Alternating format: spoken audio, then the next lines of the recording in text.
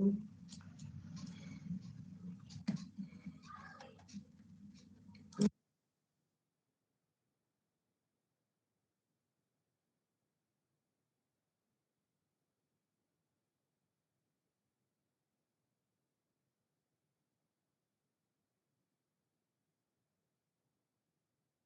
हाँ, शॉर्ट में कहते हैं आईसीटी।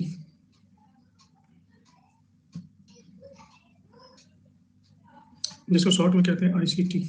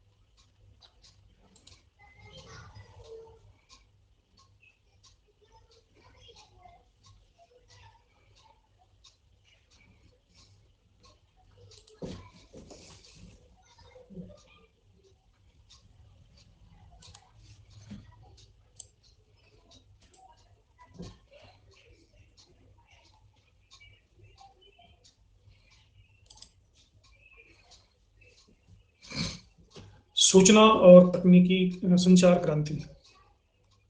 आईसीटी से ही हमारा जीवन या हमारी शिक्षा दिन प्रतिदिन एक नए आयाम में उभरती जा रही है। और बेसिकली ये चैप्टर आपको मूलतः ये बताएगा कि इंफॉर्मेशन एंड कम्युनिकेशन टेक्नोलॉजी से किस तरह से हमारा लाइफ चेंज हो रहा है, किस तरह से हमारा सस्टेनेंस चेंज हो रहा है, और विभिन्न उपकरणों के एप्लीकेशन से किस तरह से हमारी शिक्षा व्यवस्था परिवर्तित हो रही है, एजुकेशन। और इसके मूल में है इलेक्ट्रॉनिक्स। ये सिर्फ एजुकेशन और लाइफ, जीवन के हर क्षेत्र में, स्वास्थ्य, खेती, अर्थव्यवस्था, प्रशासन, सभी का पूरी तरह से स्वरूप बदल चुका है आईसीटी के कारण। तो आईसीटी सर्विस इकोनॉमी का आधार है।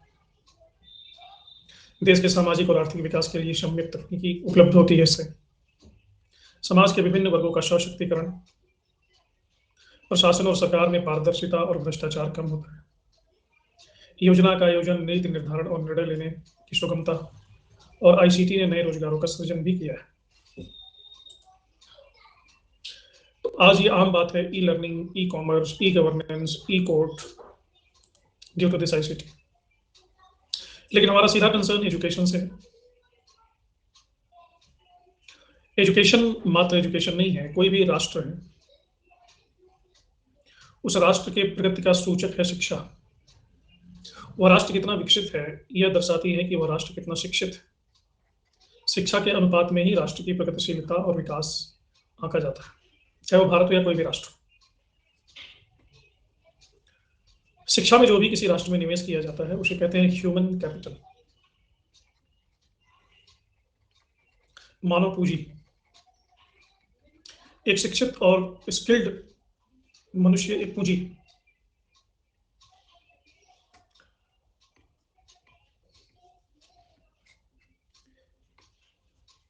आईसीटी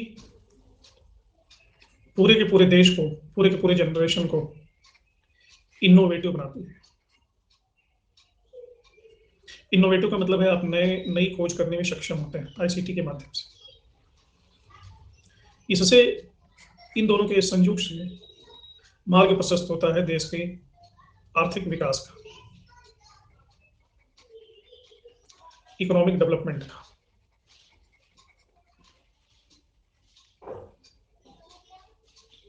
अब प्रॉब्लम यह है कि इसमें बहुत सारे चैलेंजेस भी हैं।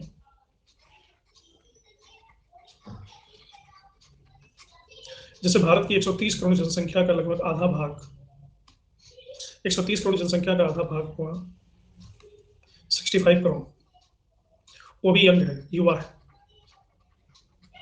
25 वर्ष से कम आयु का है।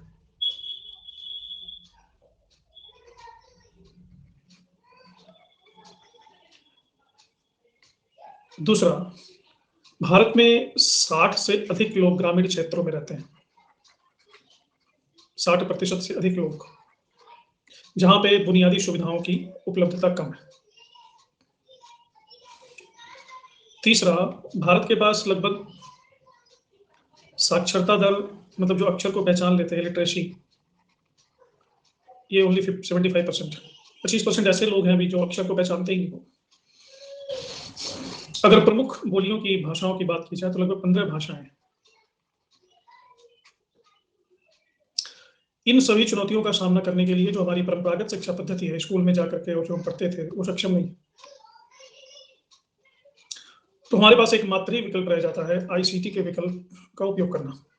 अनअकैडमी में जो आप शिक्षा प्राप्त कर रहे हैं वो आईसीटी का एक बहुत ही बेहतरीन उदाहरण है। जैसे मान लो 65 करोड़ लोग यंग हैं, तो 65 करोड़ यंग लोगों के लिए इंफ्रास्ट्रक्चर चाहिए, स्कूल चाहिए, कॉलेज चाहिए। एक स्कूल और कॉलेज बनाने के लिए बहुत सारी पूंजी चाहिए, और ये जनसंख्या बढ़ती ही जा रही है। यानी ये 65 करोड़ जो यंग हैं वो कुछ ही साल में शादी करके, और एक एक व्यक्ति अगर 2-2 बच्चों को ही पैदा करता है, तो ये 130 करोड़ आगे पैदा कर लेंगे बच्चे, और वो भी 10-15 साल में यंग हो जाएंगे।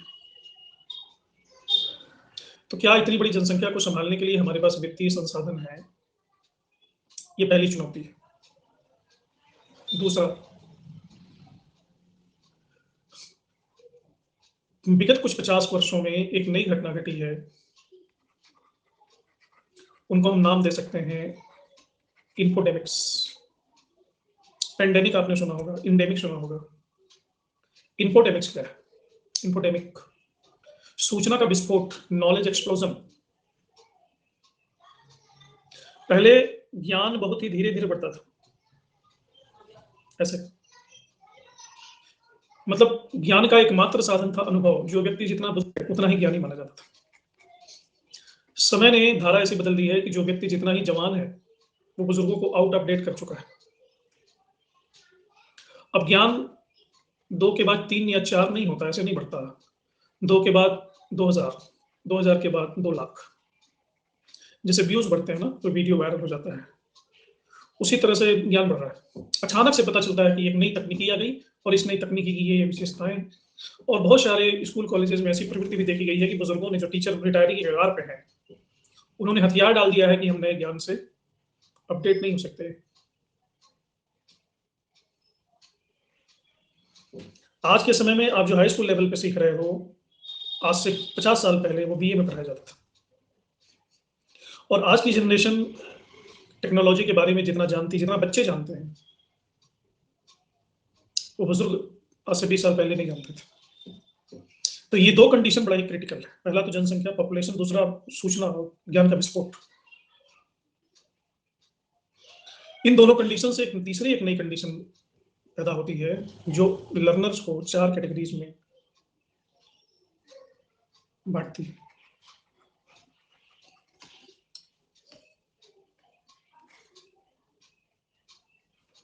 क्या क्या है? First, second, third, fourth. प्रथम चरण के लर्नर इस कैटेगरी में आते हैं कि शिक्षा का खर्च वहन कर सकते हैं, यानी वो कैपेबल है, हायर एजुकेशन को अवेल कर सकते हैं।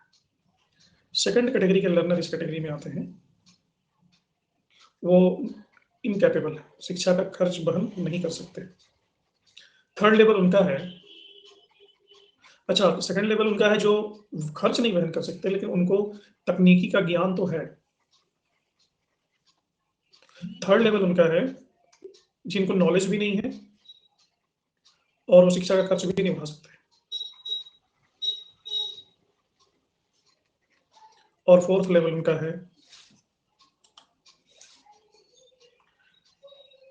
जो जानते ही नहीं कि शिक्षा क्या होती है, दरिद्र। लेकिन ये चारों इसी देश में रहते हैं और इसको प्रभावित करते हैं। इन चुनौतियों से कैसे निपटा जाए? इन सभी समस्याओं की जो मैंने आपके सामने चर्चा की, इन समस्याओं को निपटने का एकमात्र उपाय है इंफॉर्मेशन एंड कम्युनिकेशन टेक्नोलॉजी को घर घर तक पहुंचा दिया जाए। तो ये हमारे प्राइम मिनिस्टर ने महसूस किया और उन्होंने शुरू किया इनिशिएटिव बहुत पहले ही, डिजिटल इंडिया। हम हर गांव में स्कूल तो नहीं खोल सकते, लेकिन क्या हर घर में मोबाइल आज के टाइम में नहीं है? हर घर में लगभग मोबाइल है, और अनअकैडमी या इस जैसी संस्थाएं जो शिक्षा मोबाइल फोन के माध्यम से हर घर में पहुंचा सकती हैं। आप सभी लोग शहर में जाकर के दिल्ली, मुंबई, कलकत्ता, लखनऊ, चंडीगढ़, बैंगलोर कोचिंग तो नहीं कर सकते, लेकिन वही एजुकेशन आप घर बैठे प्राप्त कर सकते हैं। अनअकैडमी एक बहुत मतलब पुरानी संस्था नहीं है, अभी मुश्किल से कुछ ही साल हुए हैं, लेकिन अनअकैडमी ने शिक्षा के नए मापदंड स्थापित किए हैं। सफलता की दर कई गुना बढ़ गई है हर कॉम्पिटेटिव एग्जाम्स की, कई गुना बढ़ गई। 10 साल में भी नहीं हुए, अभी 6 साल हुए हैं।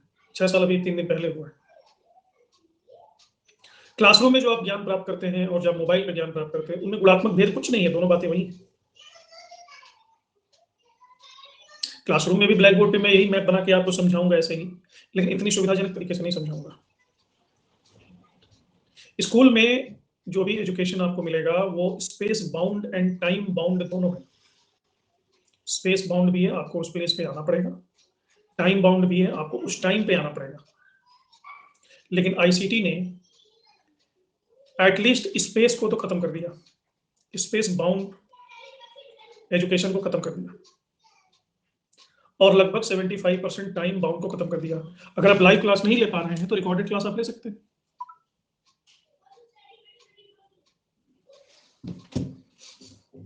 और कॉलेज से बेहतर तरीके से ले सकते हैं।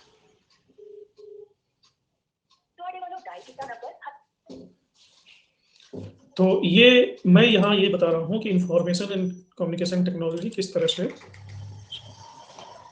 एक क्रांति है।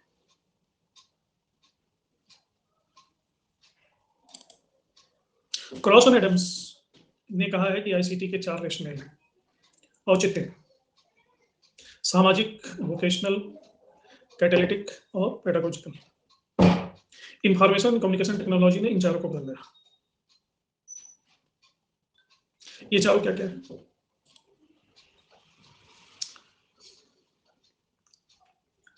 सामाजिक औचित्य मैंने आपको बताया। आईसीटी के माध्यम से हम बहुत ही नॉमिनल एक्सपेंडिचर में, कम खर्च में बहुत कुछ ग्रहण कर सकते हैं। वोकेशनल मैंने आपको बताया, और इससे बेहतरीन उदाहरण क्या होगा कि घर बैठे आप यूजीसी नेट की तैयारी कर रहे हैं।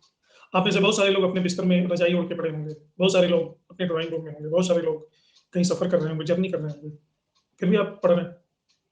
बहुत सारे लोग अलग अलग परिस्थितियों में होंगे, लेकिन वो परिस्थितियां बाधक नहीं।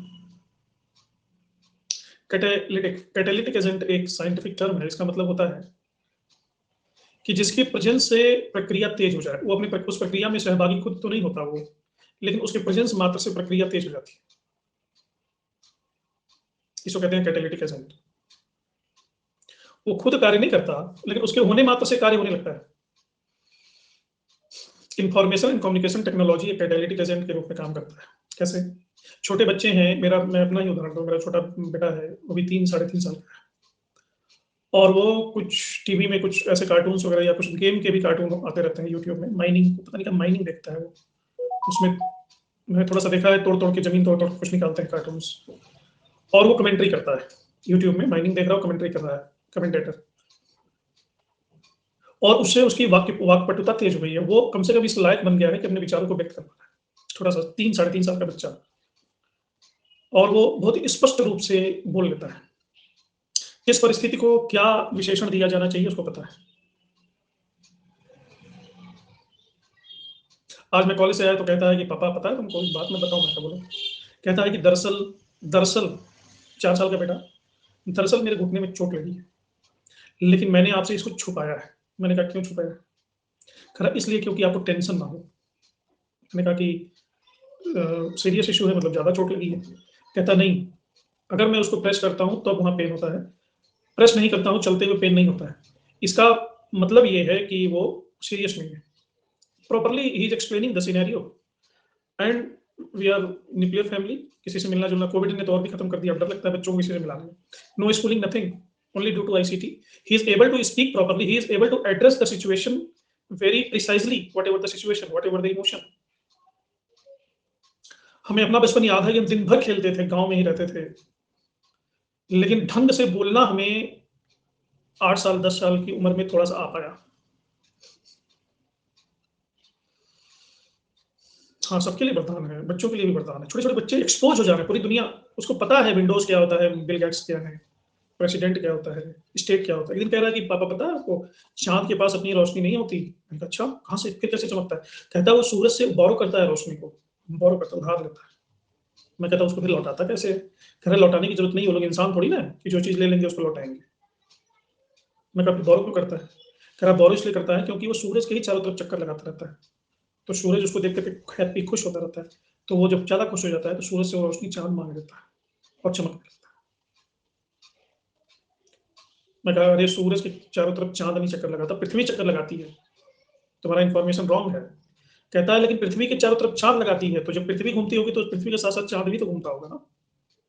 मैं अपना माथा पकड़ लिया, मैंने कहा कि ये तो मैंने सोचा ही नहीं कभी कि पृथ्वी के साथ साथ चांद को भी घूमना ही पड़ेगा, तो दोनों इसका मतलब चक्कर लगाते हैं। सो ये जो थॉटफुलनेस है ये डेवलप हो रहा है छोटे छोटे बच्चों में। छोटे छोटे बच्चों की मानसिक आयु बहुत ज्यादा है, इसको कहते हैं कैटलिस्ट। पेडागोजिकल, पेडागोजी क्या होती है? शिक्षा विज्ञान, शिक्षा की कला।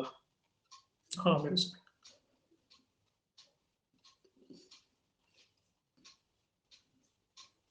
बिल्कुल फुलचंद जी।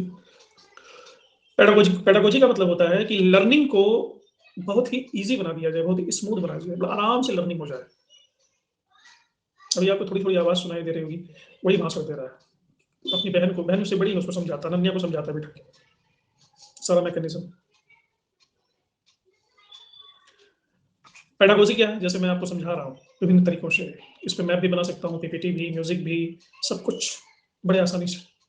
ये स्कूल में स्मार्ट क्लास में संभव है, लेकिन ऐसे नहीं संभव, इतनी सहजता से नहीं संभव। तो इससे लर्निंग प्रभावी हो गया, लचीला हो गया, स्किलफुल हो गया और बड़े आसानी से आपको समझ में आ जाएगा। ऑनलाइन का यूज हम क्यों करेंगे? आईसीटी का उपयोग क्यों करेंगे? शिक्षा को अधिक अभिगम बनाना, अभिगम मतलब अंडरस्टैंडेबल बनाना।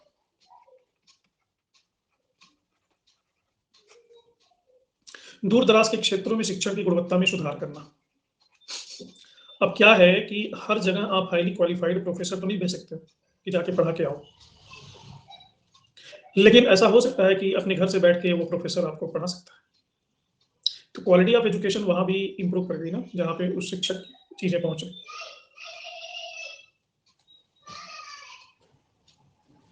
उच्च शिक्षण संस्थानों में प्रणालियों, प्रक्रियाओं, नियमों के अनुपालन में पारदर्शिता को बढ़ाना।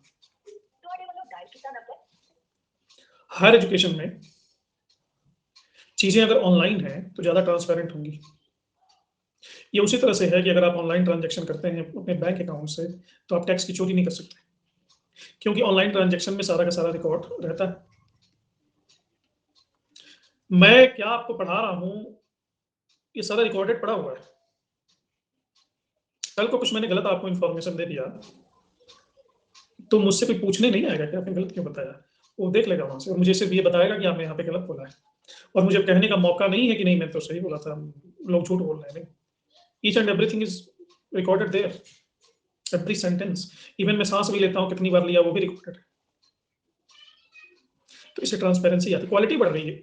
हर कोई आपको देख रहा है, मुझसे ऊपर वाले भी मुझे देख रहे हैं, आप भी देख रहे हैं, आप फीडबैक दे रहे हैं। सीखने की प्रक्रिया में छात्रों की भागीदारी को बढ़ाना। अब मेरे साथ क्या है कि एज ए एजुकेटर मुझे अपनी क्वालिटी को हमेशा इंप्रूव करना पड़ता है, मैं आराम से नहीं बैठ सकता और मैं रिपीट नहीं कर सकता, रिपीट टेलीकास्ट नहीं कर सकता, क्योंकि जो मैं पढ़ाया वही मैं फिर से पढ़ाऊंगा, वो रिपीट नहीं चलेगा। हाँ फूलचंद जी अभी बड़ी अच्छी अच्छी बातें करते हैं। छात्रों के व्यवहार, ग्रहण शक्ति, विश्लेषण, छात्रों को रोजगार के अधिक अवसर प्रदान करना। ये जैसे अकेडमी कर रहा है आपके साथ, इसके बारे में तो बताने की जरूरत ही नहीं। कुछ चीजें जो विशेष है ICT information and communication technology के साथ।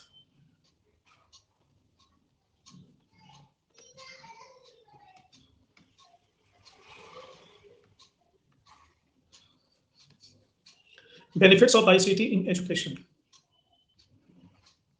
कुछ तो बेनिफिट्स मैंने आपको बता दिए, लेकिन कुछ इससे भी खास बेनिफिट्स हैं, उनके बारे में हम बात करेंगे। पीडीएफ कैसे डाउनलोड करो? पूनम, तुम तो प्राचीन काल की छात्रा हो, तुम्हें पीडीएफ नहीं डाउनलोड करने आता?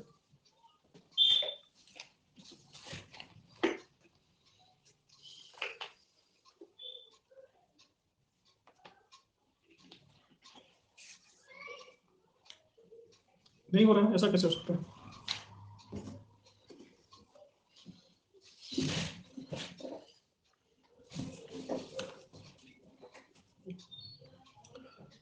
पहला लाभ ये है कि इंडिविजुअलाइजेशन,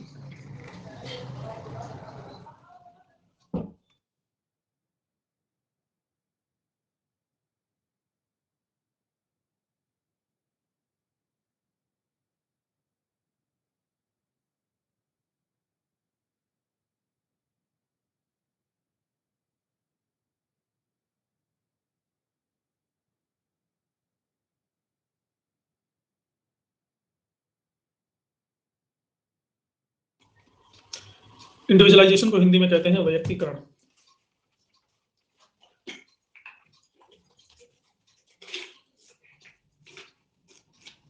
व्यक्तिकरण का मतलब सीधा सा है कि कोई भी व्यक्ति समूह के रूप, अच्छा मैं पढ़ा तो समूह में रहा हूँ, जैसे काजल, पूनम, अपराजिता, पवित्रा, ये सभी लोग पढ़ रहे हैं, लेकिन आप जो सीख रहे हो वो व्यक्तिगत रूप में सीख रहे हो। मैं बोल सबसे ग्रुप में रहा हूँ, लेकिन आप जो ग्रहण कर रहे हैं वो व्यक्तिगत रूप में ग्रहण कर रहे हैं।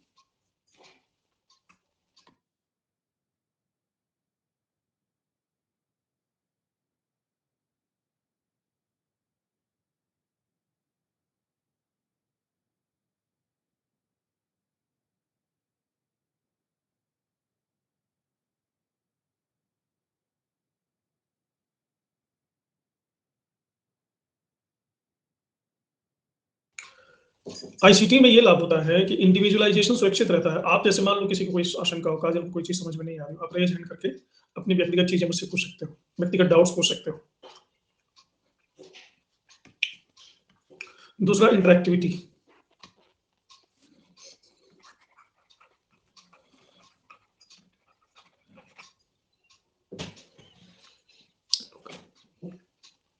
अंतःक्रियाशीलता, पढ़ाते हुए हम विषय वस्तु के आगे पीछे आसानी से जा सकते हैं। जैसे आपको भी मैं ये स्लाइड पढ़ा रहा हूँ, तुरंत बैक स्लाइड में भी जा सकता हूँ और आपसे इंटरेक्ट कर सकता हूँ। क्रम से चलना जरूरी नहीं है, क्रम से चलना ज्यादा प्रभावशाली है, लेकिन जरूरी नहीं है। ऐसा नहीं क्लास आपकी छूट गई तो मिलेगी नहीं, 3-4 दिन किसी की शादी में चले गए, 2-4 क्लासेस छूट गई, रिकॉर्डेड है, देख लो। नेक्स्ट है इंडिपेंडेंट ऑफ डिस्टेंस क्लाइमेट।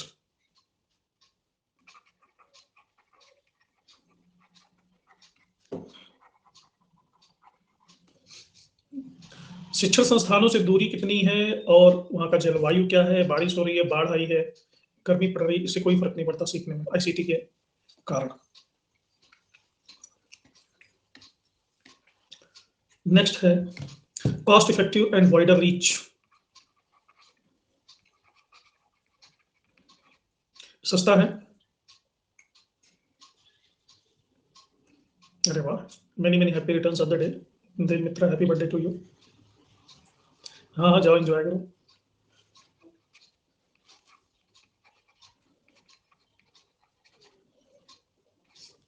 बड़े आसानी से बहुत वाइडर एरिया में मैसेज को, टीचिंग को पहुंचाया जा सकता है और सस्ते में, कॉस्ट इफेक्टिव है।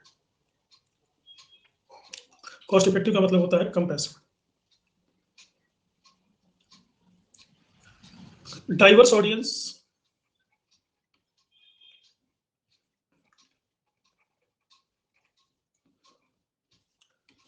ऑडियंस को आपस में पता भी नहीं है कौन कौन है, डाइवर्स है, डाइवर्सिटी ज्यादा है, कोई तमिलनाडु से, कोई केरला से, कोई बांग्लादेश से, कोई बंगाल से, कोई बिहार से। और आईसीटी में टीचिंग फंक्शन मल्टीपल होते हैं।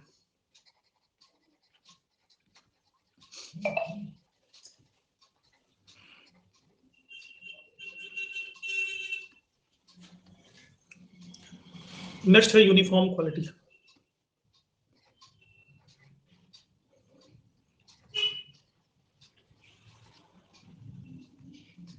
यूनिफॉर्म क्वालिटी का मतलब है कि स्टैंडर्ड एजुकेशन पॉसिबल है आईसीटी के प्रयोग से। तो ये सब कुछ विशेषताएं हैं आईसीटी की जो कि यहाँ पे दी हुई हैं डिटेल में। टाइप्स ऑफ आईसीटी, समय के आधार पे, मीडिया के आधार पे, सहयोग के आधार पे।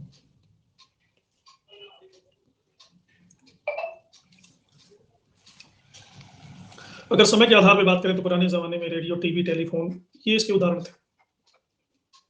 आज के समय में hardware, software, computer, wireless, mobile phone, ये इसके आधार है।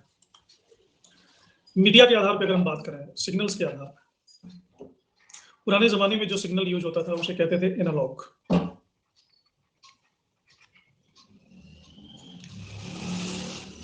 एनालॉग सिग्नल कॉन्टिन्यूअस सिग्नल होता है, ऐसे चलता रहता है। और ये अस्तित्व में था 1995 से पहले। जैसे थर्मामीटर, पुराना रेडियो, पुराना टेलीफोन, ये सब एनालॉग सिग्नल पे ही चलते थे।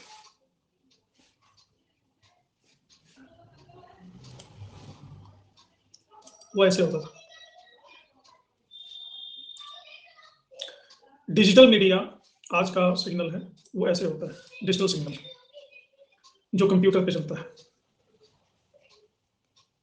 ये डिफरेंस हुआ है सिग्नल में।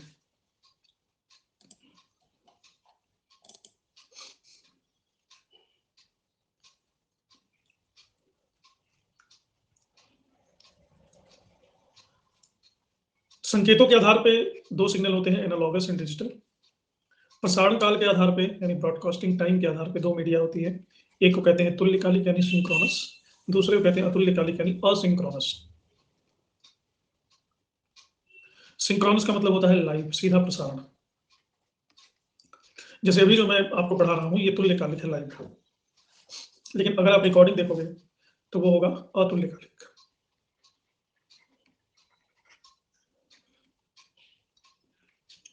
रिकॉर्डेड लेक्चर, पढ़ी हुई किताब, छपी हुई किताब, सहयोग बता रहा हूँ ना अभी तो। मीडिया के आधार पर बात करो, मीडिया के आधार पर भी दो होते हैं, इन दोनों के भी अलग अलग होते हैं। एनालॉगस, डिजिटल बताया ना। प्रसारण काल के आधार पर तुल्यकालिक और अतुल्यकालिक, तीसरा नंबर ही आएगा। सहयोग के आधार पे नहीं, उपयोग के आधार पे, इसको हम कहेंगे उपयोग के आधार पर। आईसीटी एजुकेशन, आईसीटी एजुकेशन का उद्देश्य ही है ट्रेंड ह्यूमन रिसोर्सेज को बनाना,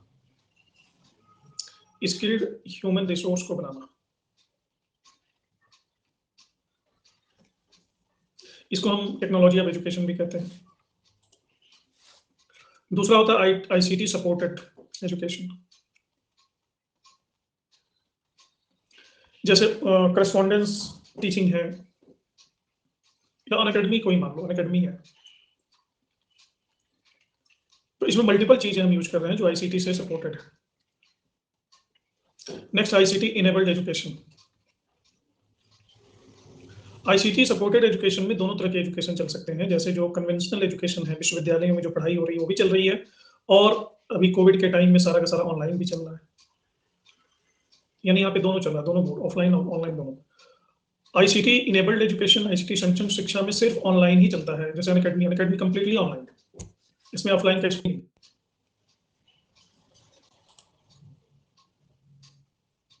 तो ये सारे टाइप्स ऑफ आईसीटी आपको समझ में आ गए।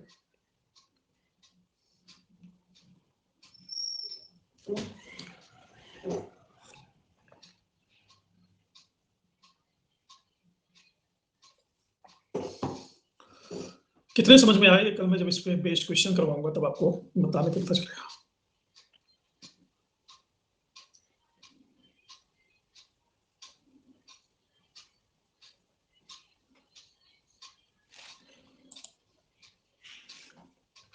ऐसा नहीं है कि आईसीटी के बस फायदे ही फायदे हैं, आईसीटी की सीमाएं भी हैं।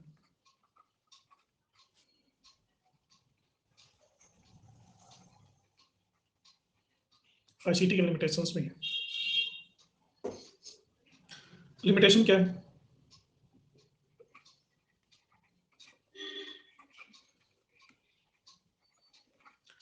उच्च प्रारंभिक लागत, शुरुआत में आपको ऊंचा पैसा देना पड़ेगा।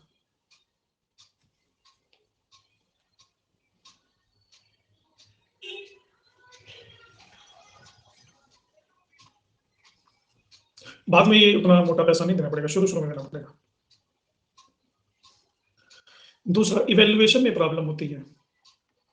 क्लासरूम में जब हम होते हैं तो क्लासरूम के बारे में, सभी के बारे में क्लासरूम में पता होता है, क्योंकि हम मल्टीपल ऑर्गन से उनको इवेल्युएट करते हैं, मल्टीपल एक्टिविटीज से। आईसीटी में हमें दिख ही नहीं रहा है कि कौन है, बस नाम दिख रहे हैं, पवित्रा, संध्या, गुड़िया।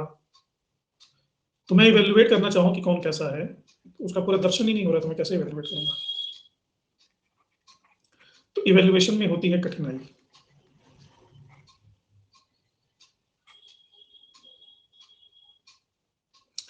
आईसीटी की सबसे बड़ी समस्या क्या है कि आपको कॉन्टिन्यूसली लर्नर को भी, टीचर को भी अपडेटेड रहना पड़ेगा। निरंतर आप अपने आप को अपडेट नहीं करोगे तो पीछे रह जाओगे। सतत प्रशिक्षण की आवश्यकता है। मनोवैज्ञानिक कुछ समस्याएं हैं।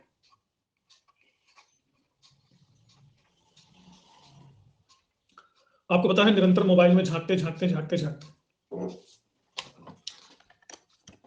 कहीं ना कहीं कॉम्प्रोमाइज करते हो अपनी फीलिंग के साथ। कहीं कहीं हम मैकेनिकल हो जाते हैं। एक जिंदा टीचर जो हमारे सामने खड़ा है, उससे हम पढ़ रहे हैं, वो एक अलग विषय है। दिन में मैं लैपटॉप से इंटरेक्ट कर रहा हूँ लगभग 4-5 घंटे, और आप भी मोबाइल में 4-5 घंटे पढ़ रहे हो, तो कहीं ना कहीं हम रोबोट बन जाते हैं। रोबोट नहीं बन जाते हैं, लेकिन ये बहुत ही कंफर्टेबल नहीं होता हमारे लिए। ये कुछ लिमिटेशंस हैं आईसीटी। लेकिन आईसीटी के डेवलपमेंट का इतिहास भी बड़ा व्यापक है भारत का। ऐसा नहीं है कि ये अभी 21st सेंचुरी में अचानक से डेवलप हो गया है। इसके विकास के लिए तमाम उपक्रम शुरू से ही किए जाते रहे।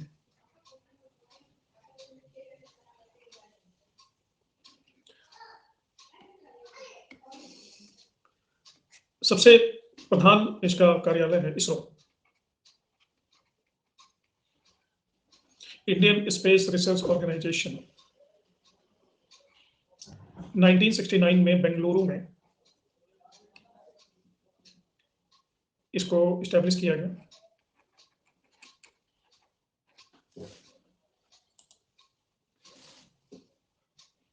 अब इसरो की दो प्रमुख अंतरिक्ष प्रणालियां हैं, आईएनएस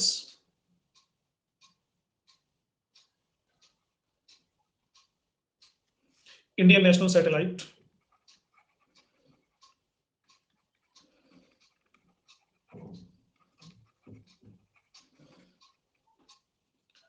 ये दूरदर्शन और आकाशवाणी इसको प्रसारित करता है पूरे देश में।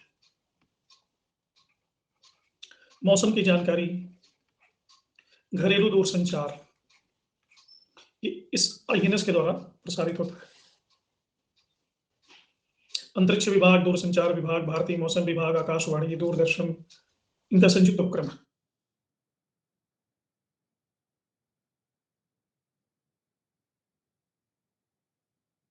और इसे इंडिया के रिसोर्सेज की निगरानी भी करते हैं।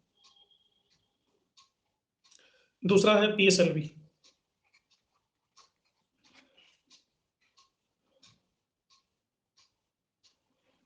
ये भी उपग्रह है।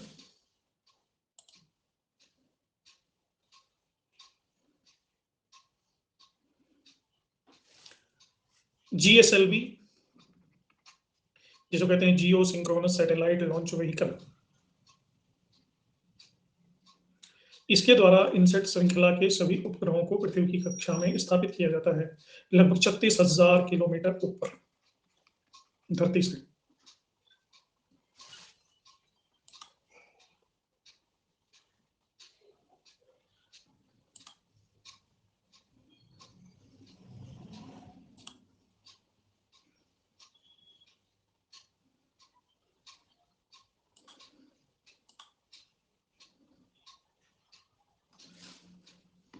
इनसे जो मुख्य प्रसारण होता है भारत में, वो टीवी का प्रसारण होता है, टेलीविजन का। और पूरी भारत में टेलीविजन का है, लेकिन पूरी दुनिया में टेलीविजन के 3 मानक होते हैं। जैसे पाल, एनटीएससी और एसआई शिपैन।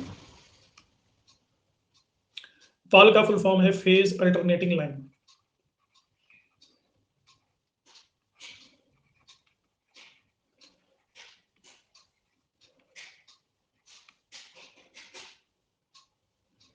तो इस वीडियो संकेत मानक का प्रयोग पश्चिमी यूरोप, चीन, भारत, ऑस्ट्रेलिया और साउथ अमेरिका में किया जाता है। इसमें सिग्नल होता है एनालॉगस।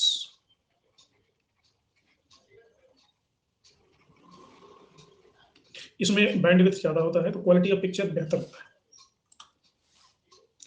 एनटीएससी को कहते हैं नेशनल टेलीविजन सिस्टम कमेटी।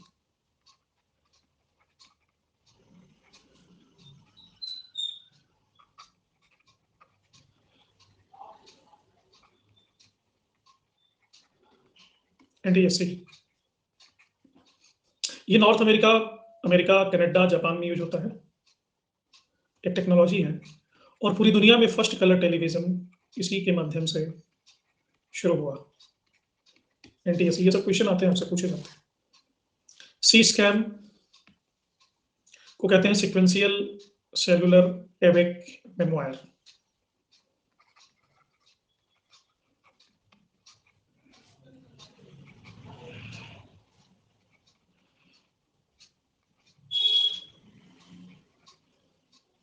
इसका प्रयोग फ्रांस और यूरोप में खासकर होता है। ये भी पाल जैसा ही है। ये अलग अलग टीवी का अलग अलग उदाहरण है।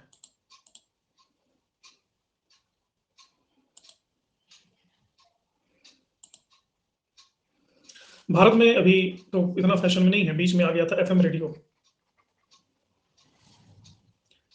एफएम को कहते हैं फ्रीक्वेंसी मॉड्यूलेशन।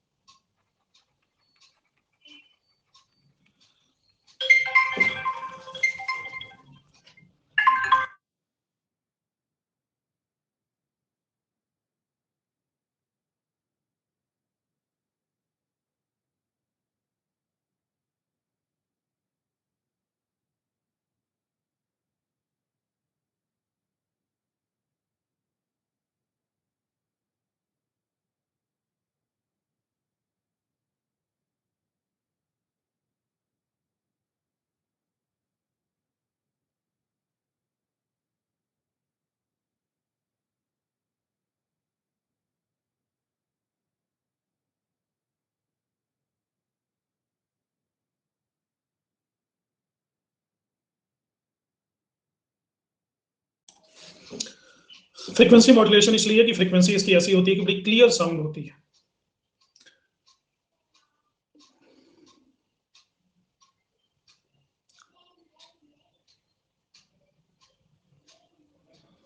और एफएम को लगभग 55 से 65 किलोमीटर के एरिया में ही सुना जा सकता है। इसके लिए अलग से एफएम बैंड ट्रांजिस्टर की जरूरत होती है और 88 टू 108 में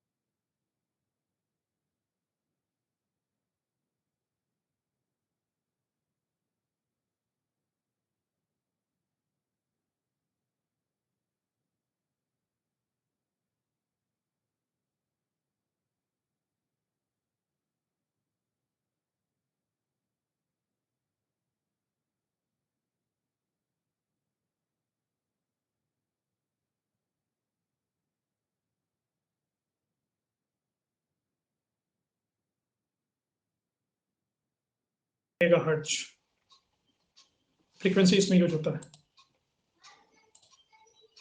तो इंडिया में एफएम की शुरुआत हुई है 1993 में। अभी तो ये बंद हो गया है। रेडियो मिर्ची, रेडियो स्टार भी कहते हैं, वगैरह वगैरह। कुछ क्वेश्चन ऐसे भी आते हैं कि प्रेस ट्रस्ट ऑफ इंडिया क्या है।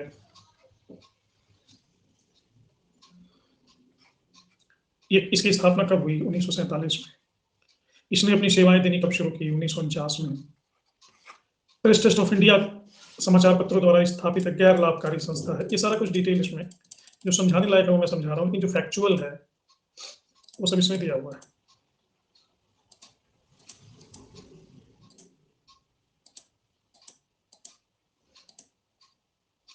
प्रसार भारती, एफएम, लाभ, main news agencies in India, PTI, Uni, PCI वगैरह वगैरह। अब मैं आपसे कुछ प्रश्न पूछूंगा इसी से रिलेटेड, उसका आंसर आपको देना है। प्रश्न क्या पूछेंगे? जो पीवाईक्यूज आए हैं उनको मैं पूछूंगा।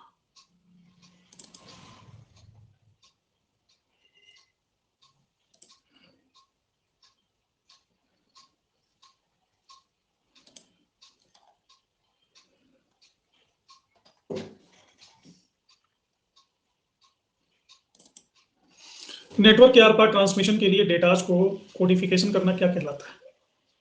सुरक्षा, अवगमन, कोडीकरण, विकोडीकरण।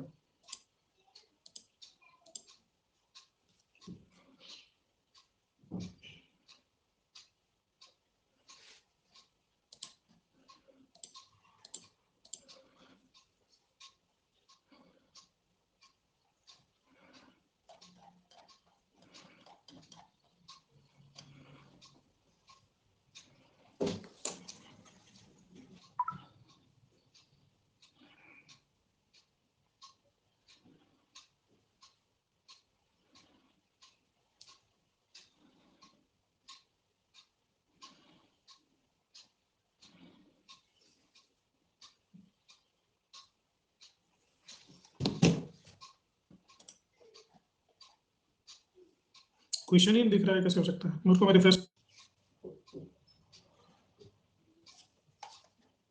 अभी दिखाई दिया।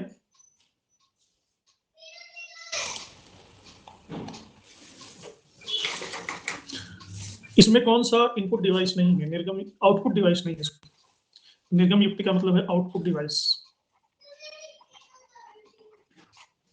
Printer, speaker, monitor, keyboard.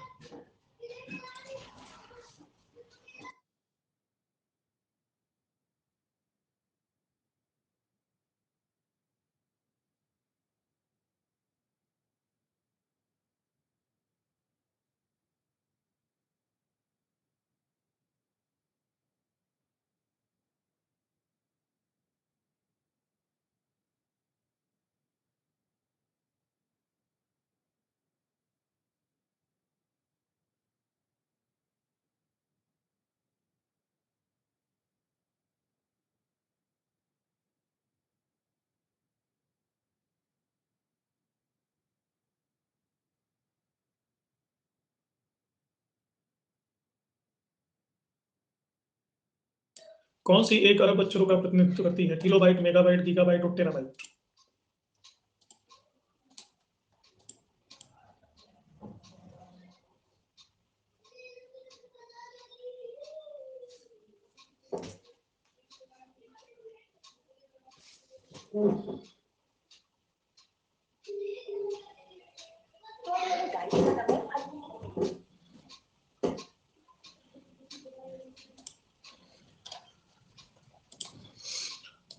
Gigabyte, ये इसका फार्मूला है। बाइनरी डिजिट 01 को एक बिट कहते हैं, 4 बिट को एक निबल कहते हैं, 8 बिट को 2 बाइट्स, किलो बाइट्स को 1024 बाइट्स, मेगाबाइट को 1024 मेगाबाइट, गीगाबाइट, टेराबाइट, और 1 GB में 1 2 3 4 5 6 7 8 9 10। तो ये पूछ रहा है 1 अरब, कई, ढाई, सैकड़ा, हजार, 10,000, लाख, 10 लाख, करोड़, 10 करोड़, अरब। 1 गीगाबाइट इसका प्रतिनिधित्व करती है।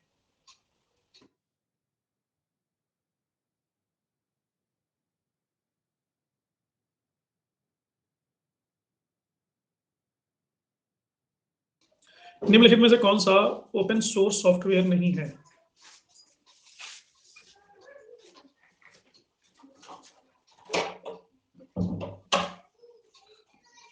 Internet explorer, fedora Linux, open office, Apache HTTP server.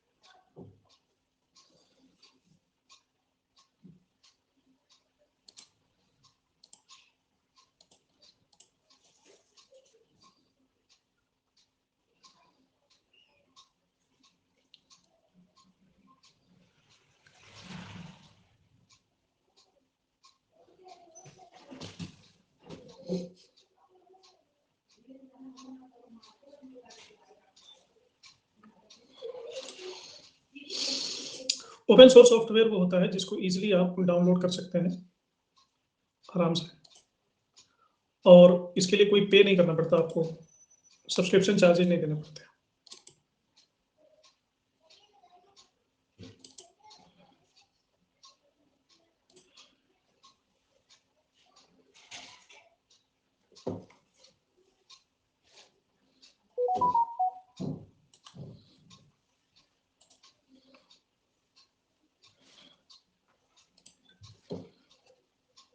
Internet explorer ये फ्रीली अवेलेबल है इंटरनेट पर, इसके लिए आपको किसी तरह का सब्सक्रिप्शन चार्ज नहीं देना है। फ्लोरा लाइनेक्स ये फ्रीली अवेलेबल नहीं है, बल्कि open office, Apache HTTP server ये भी।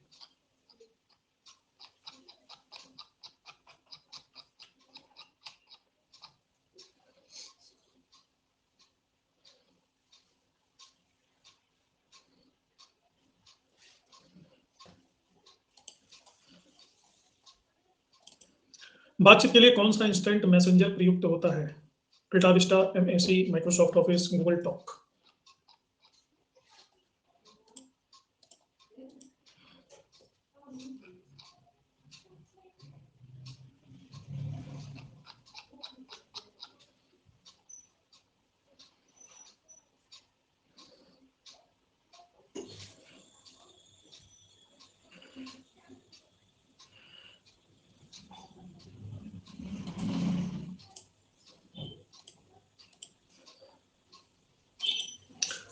FTP इसका फुल फॉर्म क्या है? इस बार ये आया था एग्जाम में भी। फाइल स्थानांतरण प्रोटोकॉल, फाइल ट्रांसफर प्रोटोकॉल, त्वरित स्थानांतरण प्रोटोकॉल, फाइल परिमार्जन प्रोटोकॉल, फाइल स्थानांतरण प्रक्रिया।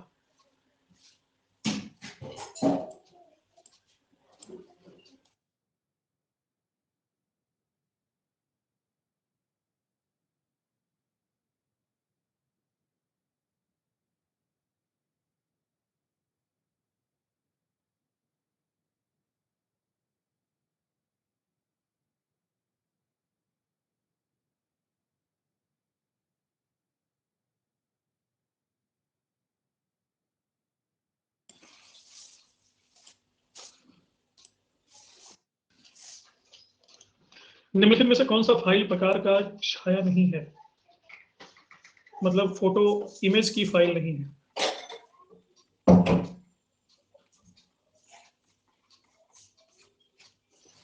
PNG, GIF, BMP, GUI।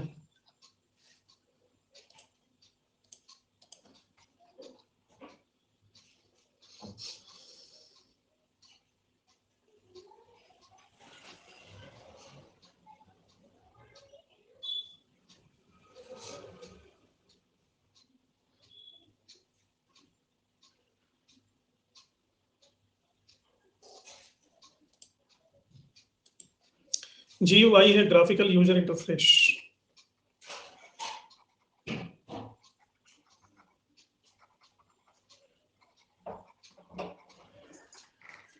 जब हम कंप्यूटर से इंटरेक्ट करते हैं और कंप्यूटर हमसे इंटरेक्ट करता है, इसको कहते हैं इंटरफेस, जिसके माध्यम से दोनों इंटरेक्शन होता है। तो शुरू शुरू में ये टेक्स्ट बेस्ड होता था, बाद में ये ग्राफिक बेस्ड हो गया। पीएनजी का फुल फॉर्म क्या होता है, कोई जानता है आपमें से?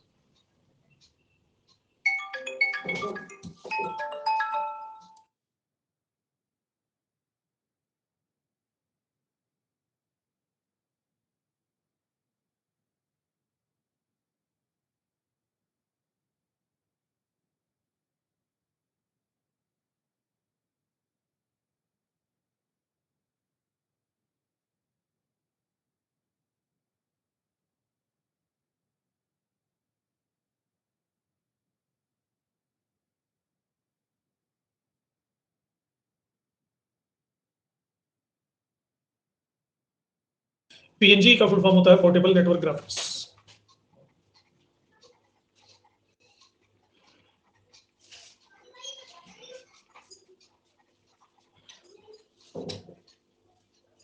इमेज को कंप्रेस करने के लिए इसको यूज किया जाता है। इसी तरह से बीएमपी, बीएमपी को कहते हैं bitmap image file.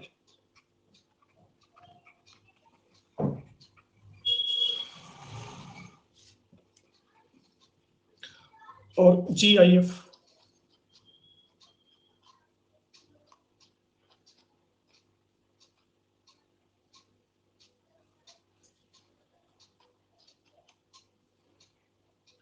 Graphic interchange format.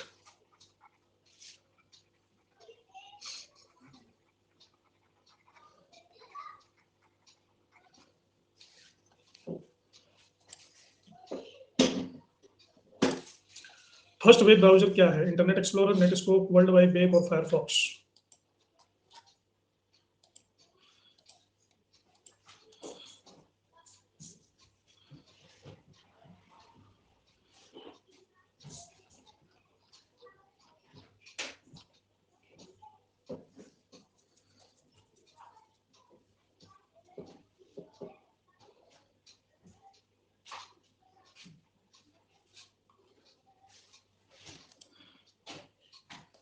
www ही होता है ना फर्स्ट वेब। कभी भी हम कोई भी वेब एड्रेस डालते हैं तो www ही डालते हैं, वर्ल्ड वाइड वेब। इससे भी इस बार आपको क्वेश्चन आया था ना कुछ इस टाइप का।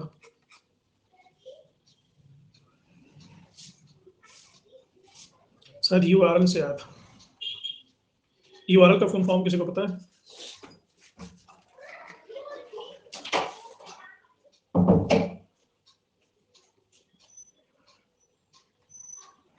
यूनिफॉर्म रिसोर्स आइडेंटिफायर,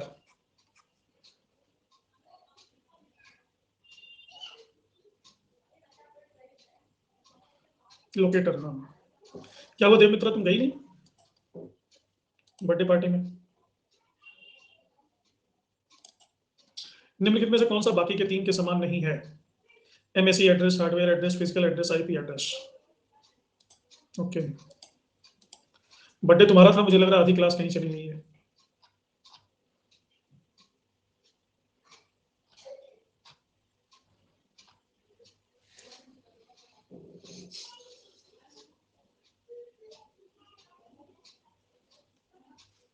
कहीं तुम्हारे घर तो नहीं निकल गए सारे? जनसंख्या अचानक से कम हो गई। फिजिकल एड्रेस जैसे आपके घर का पता हो, मैक एड्रेस, ये सारे पीवाईक्यूज हैं, इसी तरह के क्वेश्चन पूछे जाते हैं। अभी मैं इसलिए पीवाईक्यू आपको दिखा रहा हूँ डराने के लिए नहीं, क्योंकि आगे हम यही से पढ़ेंगे तो पहले से आपको आइडिया रहेगी कैसे प्रश्न आते हैं परीक्षा में, तभी तो पढ़ोगे। MAC is a unique identifier assigned to a network interface controller for use as a network address in communication with in a network segment. तो MAC address is the physical address of a network interface. Physical address मतलब ये hardware से संबंधित है, hardware के manufacturer से संबंधित है।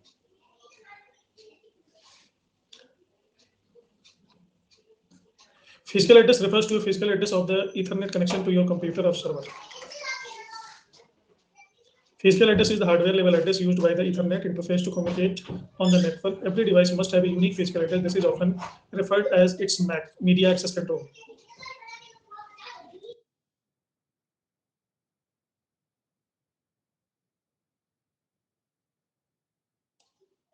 जबकि आईपी एड्रेस अलग है। आईपी एड्रेस को कहते हैं आइडेंटिफाइंग नंबर। स्पेसिफिक कंप्यूटर या स्पेसिफिक कंप्यूटर नेटवर्क से एक स्पेसिफिक आईपी एड्रेस कनेक्टेड होता है। जब इंटरनेट से कोई कंप्यूटर कनेक्ट होता है तो आईपी एड्रेस से ही पता चलता है कि ये आईपी ही अलाउ करता है इंटरनेट को to send and receive the information. IP address खास तरीके से लिखा जाता है, जैसे डिजिट लिखा जाएगा ना, ऐसे पॉइंट पॉइंट ऐसे करके।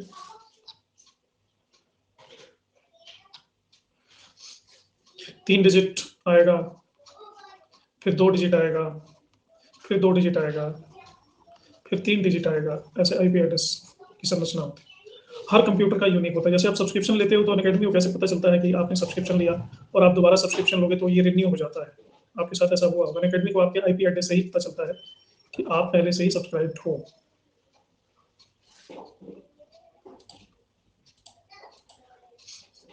Oh, shit.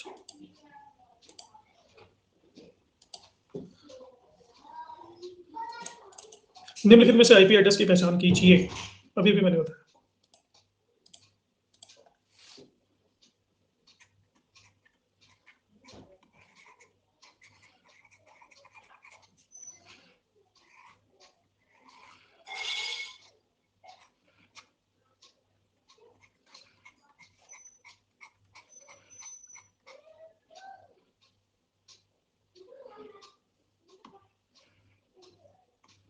टाइम ओवर हो गया।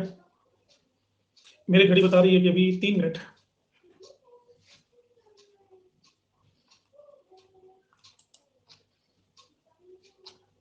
तो मैंने दे दिया।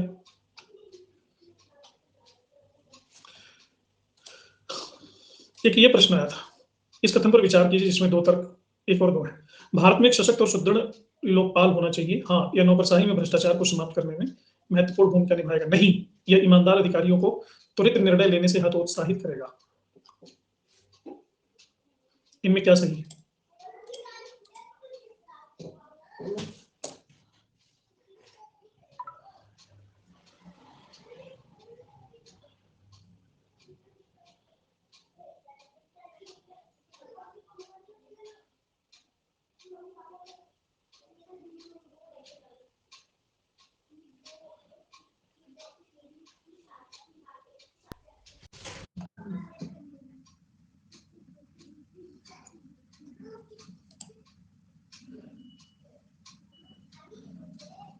त्वरित मतलब इमीडिएट, तुरंत। तो हतोत्साहित क्या करेगा? भ्रष्टाचार को समाप्त करेगा। अब ईमानदार अधिकारी है तो उसको अपनी ईमानदारी का पता होगा ना, वो हतोत्साहित थोड़ी ना होगा। अच्छा, पीएचडी के गाइडेंस, कुछ लोग पीएचडी की तैयारी कर रहे हैं, उनके गाइडेंस की जरूरत होती है उन्हें, तो उसके लिए मैं हर संडे 2-2 घंटे की स्पेशल क्लास ले रहा हूँ। तो उसका लिंक मैं ग्रुप में शेयर कर रहा हूँ, तो आप सब लोग उसमें एनरोल कर लीजिए, ठीक है ना। इसे पीएचडी के बारे में हर संडे, एक तो 25 को ही होगा, 25 को मेरी छुट्टी है क्रिसमस की, 25 को 2 बजे से है, बाकी संडे को 12-12 बजे से। तो उसमें एनरोल करना है आप सभी लोग, ठीक है। अमित नेट प्लस करके ज्वाइन कर लो, अमित नेट प्लस। ये फाइनल लीडर बोर्ड है। सृष्टि फर्स्ट, गुड़िया सेकंड, हर्षित थर्ड, सुहानी फोर्थ, विजेंद्र, समृद्धि, हरिओम, ज्योति, मोहित और मुकेश। इसी के साथ इस सत्र को विराम देते हैं। मिलते हैं 9 बजे वाली हिस्ट्री की क्लास में कुछ नए तथ्यों के साथ। आज गुप्ता एज है। तब तक के लिए सभी को बाय बाय। Bye bye.